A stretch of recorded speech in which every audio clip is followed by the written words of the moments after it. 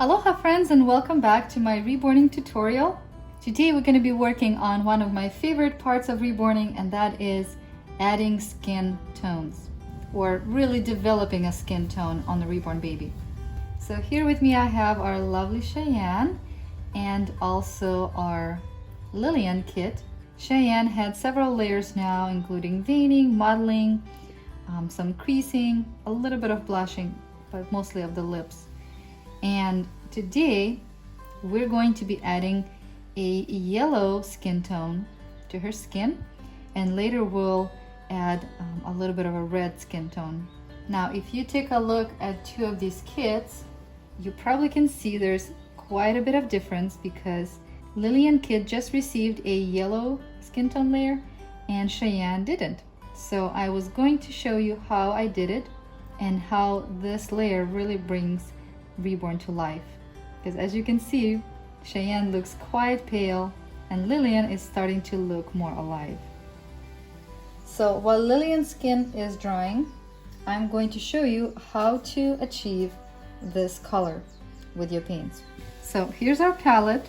Like I said, I just finished painting Lillian with this color, so I'm going to mix it up again, just add a little more paint thinner and a little more paint, and we'll come back again to this color. So let's fill it up a little bit.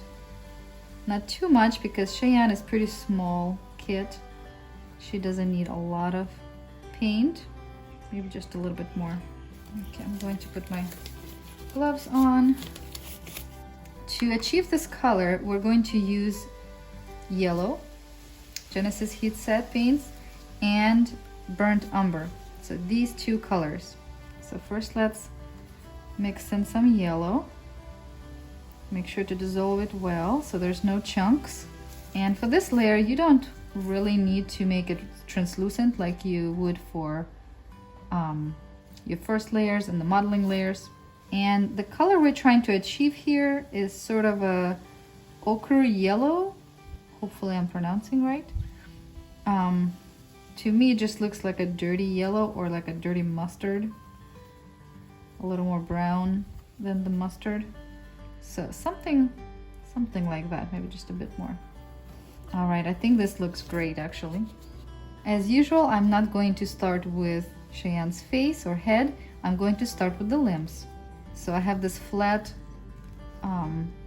paintbrush that I use for mixing the paint and then transferring it onto a cosmetic wedge. And if you can see, I kind of roughed up the edges so it doesn't look all square. Okay, so kind of saturated with paint. And sometimes you can dab it on the paper towel if you feel like you have a lot, but let me show you what I do. So here's a limb. I usually start with the thigh and kind of go around and around and around all the way to the toes. So when you start at first, and you know, obviously your sponge is full of paint, it will kind of looks like blobs of yellow. But just go around and kind of blend it all in. See, the more you go over it, the less of the yellow blobs you see and more of a yellowish skin tone you see. And if you look really carefully, now that we applied yellow, you can see the vein much better. It's just kind of coming through. So that's really fun. Okay, so at this point I'm going to add a little bit more yellow paint onto the sponge. Okay, so again, lots of yellow blobs of paint, but as we go around, they will turn into a nice yellowish skin. Because I think most of us have yellow undertone in our skin. Like our skin is not just pink or anything like that. It's kind of, you know, beige with yellowish and pinkish tones. I don't really know about the ethnic skin tones, but pretty sure they have yellow undertones too. So anyways, and if you feel like it's too much, you can always, like I said, dab it right there and kind of go over it again with less paint to pick up any excess paint. Now, in creases, It's a little bit hard to get to, so I would take the paint, and by the way, you should always be stirring your paint because it likes to settle in one place. So I would take a little bit of paint and I would kind of paint around the creases like this. And then I would take my mop brush and blend it all in. And it looks all uniform. Okay, and the same thing between the toes. You can just kind of paint it there.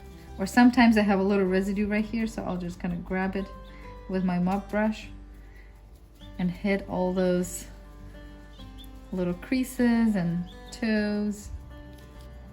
I don't know, I think this is one of the funnest layers to me. It just really brings the doll to life. Actually, you don't want to put too much yellow on the soles of your feet. Kind of like to put more on top here. Okay, so I'm just going to do all of the limbs, and then when I'm done, I'm going to show you how I do the face, which is very similar, but there are probably a few tips I want to share.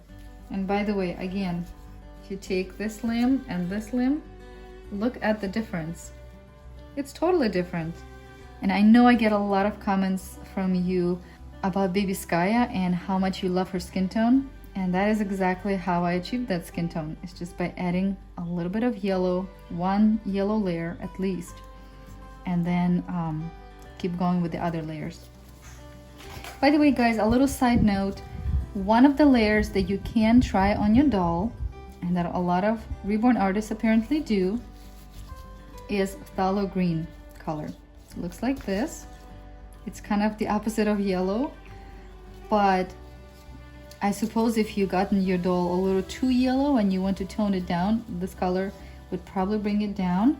I don't have a lot of experience with this color. I think I tried it on one doll so far, and that was a while ago and I don't remember. But maybe I'll try it on one of these two dolls this time and see if it makes any difference. All right, guys, it's time for us to paint Cheyenne's face. So, for the face, I like to add a little bit of paint, thinner, just to dilute the color just a little bit. You see, it's kind of more translucent. That, and it's also running out. So now I'm going to put it just the same on the sponge. And just like with everything else, like the modeling, you know, other layers, you start at the back of her head. So again, see there's some paint running? Well, we're going to catch it and just go around and around, around and around. And make sure to not skip any spots. You see there's like a little dry spot there. Make sure to hit every spot. And it's nice that when you paint the doll, it looks kind of wet, so you can kind of see where you missed the spot. But you have to be really careful. So we're gonna do the back of the head first. And then we're going to get to her face. And I hope I won't run out of paint. Oh no. I think we'll be okay. All right. So going at the back. Again, hitting every spot.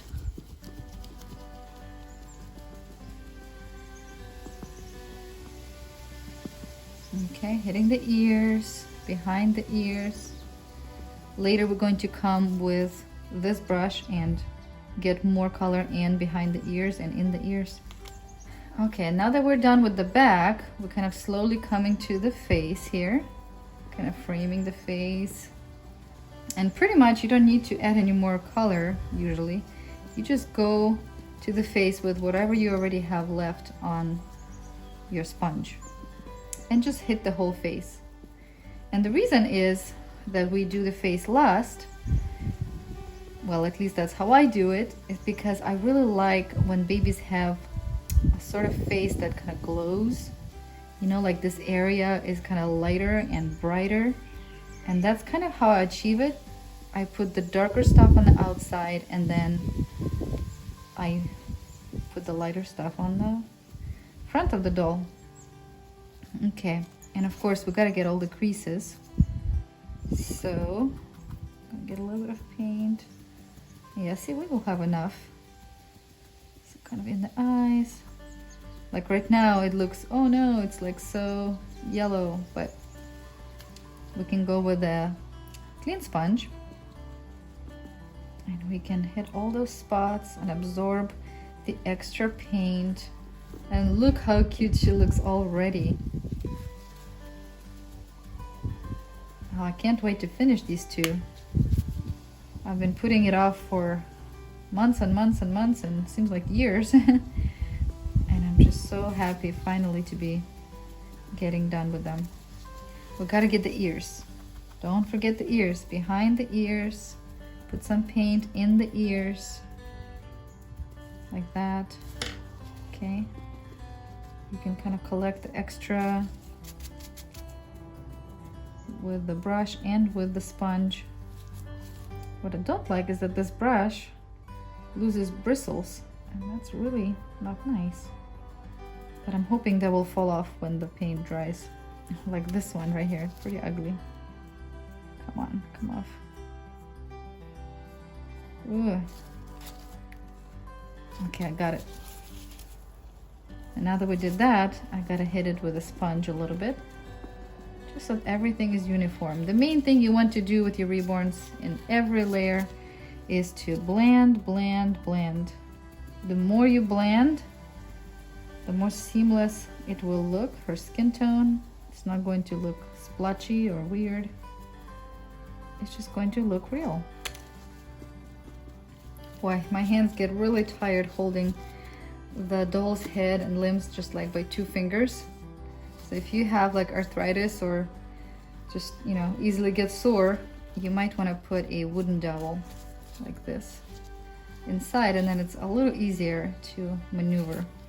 All right, so now that our limbs right here and our face and head is done, I will bake it for 8 to 10 minutes at 250 degrees in my new wave oven. And in the next video, I think it will be time for us to put some blushing on her, like overall red color blushing, and then the spot blushing, which is, I think, my absolute favorite. Like, this is my favorite, but even more favorite than that is the blushing of the cheeks. Ah, it's just when the doll really comes to life, when you put some blood under her skin.